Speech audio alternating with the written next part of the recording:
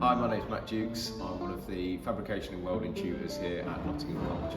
So my name is Tracy. I'm one of the personal social development tutors here at Highfields. So the bench that I'm sat on is currently the second in a series of benches that we've been working in partnership with the Canal and River Trust. The Midlands branch approached us about a series of benches working with various different community groups.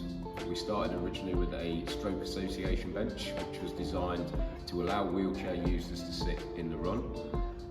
This particular bench has been done in association with the Poppy Appeal.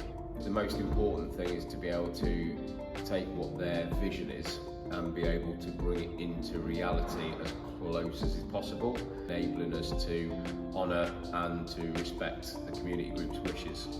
This particular one was done with a series of level 2 students from this past academic year. And also with the Poppy Appeal representatives. So this project benefits the students connecting with our local community of Nottingham.